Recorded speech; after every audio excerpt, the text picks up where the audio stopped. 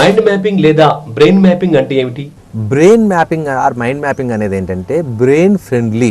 అంటే మనం రోజు రాసుకునే మెటీరియల్ మనకు బ్రెయిన్ ఫ్రెండ్లీగా ఉండదు. అదే brain mapping or mind mapping అనేది బ్రెయిన్ ఫ్రెండ్లీగా ఉంటుంది కాబట్టి దీన్ని brain mapping or mind mapping అంటున్నాం.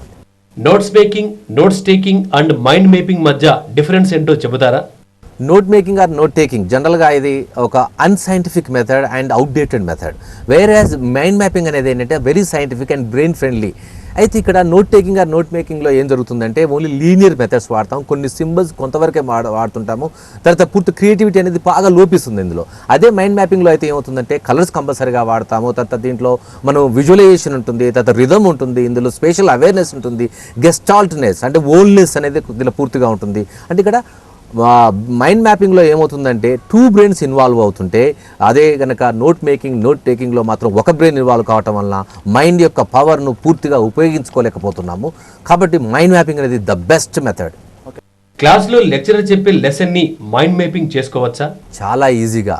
మనం లెక్చర్తో పాటుగా ప్రతి వాక్యాన్ని రాయాలనుకున్నప్పుడు తక్కువ కాలంలో మనం రాయలేము.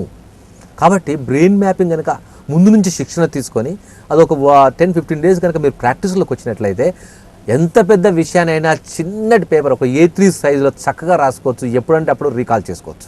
బ్రెయిన్ మ్యాపింగ్ నేర్చుకుంటే డైలీ 16 గంటలు చదివే బాధ తప్పుతుందా?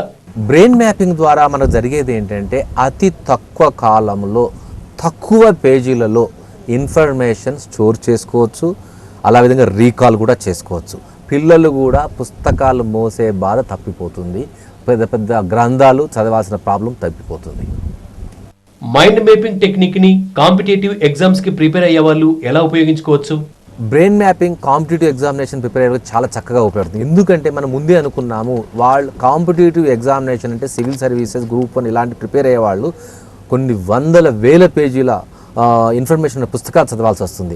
ఆ ఇన్ఫర్మేషన్ అంతా కూడా వాళ్ళు రాసుకోవడం వల్ల ఏమవుతుంది, లీనియర్ టైప్లో రాసుకోవడం జరుగుతుంది, తద్వారా వాళ్ళకు జ్ఞాపకం ఉండదు.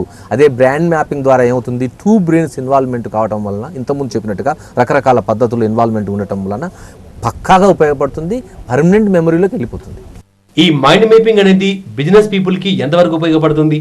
వాళ్ళు నిత్య జీవితంలో చేయాల్సినటువంటి అంటే బిజినెస్ పీపుల్ రోజు చేయాల్సిన పనులు, వాళ్ళ యొక్క టార్గెట్స్, తర్వాత వాళ్ళు రేట్స్, కాస్ట్, తర్వాత డే టు డే, తర్వాత అప్ అండ్ డౌన్స్ కనుక మనం వాళ్ళు మ్యాపింగ్లో చేసుకుంటే ప్రతిరోజు మొత్తం అంటే రోజు చేయాల్సిన పని అంతా కూడా ఒకటే పేజీలో ఉంటుంది. అదే మామూలు దాంట్లో అయితే రకరకాల పేజీలో ఉండటం వల్ల ఒకసారి గుర్తుండొచ్చు, గుర్తు రాకపోవచ్చు. ఇక్కడ ఏమో ఓల్నెస్ అంటారు, అంటే పూర్తిగా ఒక పేపర్లో ఉండటం వల్ల ఈజీగా వాళ్ళకు బెనిఫిట్ అవుతుంది. మైండ్ మ్యాపింగ్ లేదా బ్రెయిన్ మ్యాపింగ్ టెక్నిక్ నేర్చుకోవడానికి అవసరమైనవి ఏంటి? మైండ్ మ్యాపింగ్ కావాలంటే ఫస్ట్ మనకి A3 సైజ్ పేపర్ కావాలి, కనీసం 4 to 5 మినిమం కలర్స్ నుంచి అంతకంటే ఎక్కువ కలర్స్ వాడుకోవచ్చు, అంతే. మీరు కావాల్సిందంటే ఒక పుస్తకము లేదా ఒక చిన్న పారాగ్రాఫ్ తీసుకోవటం, ఒకసారి చదువుకోవటము, వెంటనే మనం డ్రా చేయడం మొదలు పెట్టచ్చు చాలా ఈజీగా. మైండ్ మ్యాపింగ్ నేర్చుకోవడానికి మీరు ఇచ్చే టిప్స్? బ్రెయిన్ మ్యాపింగ్ నేర్చుకోవాలంటే మనం ఫస్ట్ ఆఫ్ ఆల్ మనకు నెట్లో ఎన్నో రకాలైన సౌకర్యాలు ఉన్నాయండి. ముఖ్యంగా అసలు బ్రెయిన్ మ్యాపింగ్ ఇంట్రొడ్యూస్ చేసింది బూజాన్.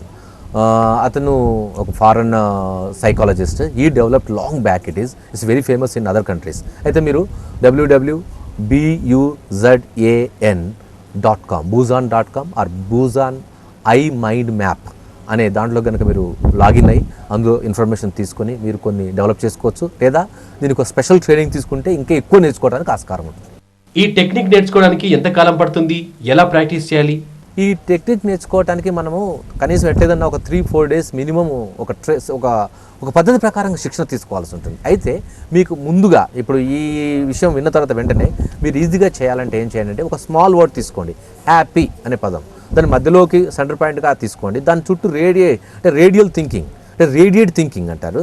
దాన్ని ఎట్లా రేడియేట్ అవుతుంది మీ థింకింగ్కు, ఒక్కొక్క బ్రాంచ్కు ఒక్కొక్క ఫస్ట్ వచ్చే పదాన్ని మీ బ్రెయిన్లో ఫస్ట్ స్ఫురణలోకి వచ్చే పదాన్ని మాత్రమే రాసేసుకొని అలా చుట్టూ రాసుకుంటూ పోండి. ఒక చిన్న బేబీ మ్యాప్ తయారవుతుంటుంది. తర్వాత కొంచెం మళ్ళీ దాని నుంచి ఇంకా విస్తరణ చేసుకుంటూ పోతుంటే ఏమవుతుందంటే పూర్తిగా ఒక ఐడియా ఏర్పడుతుంది, ఈజీగా నేర్చుకొస్తుంది ద్వారా. మైండ్ మ్యాపింగ్ నేర్చుకుంటే రివిజన్ టైం తగ్గుతుందా? బ్రెయిన్ మ్యాపింగ్ చేసుకునే వాళ్ళకి మనం ముందే అనుకున్నట్టుగా ఇప్పుడు పెద్ద పుస్తకాన్ని చదవాలంటే 2-3 గంటలు పట్టచ్చు, లేదా అవసరమైతే నెలలు కూడా పట్టచ్చు కొంతమందికి, నేను మీకు తెలిసినట్టు. అదే ఒక పెద్ద లెసన్, అంటే ఒక పుస్తకంలో ఒక 20 టాపిక్స్ ఉంటే 20 పేజీల్లోనే వస్తుంది. ఆ పుస్తకం మాత్రం 200 పేజీల్లో 300 పేజీలు ఉంటుంది. మీరే చెప్పండి, 20 పేజీలు చదవడం ఈజీయా, 200 పేజీలు చదవడం ఈజీయా? మీకే అర్థమైపోతుంది.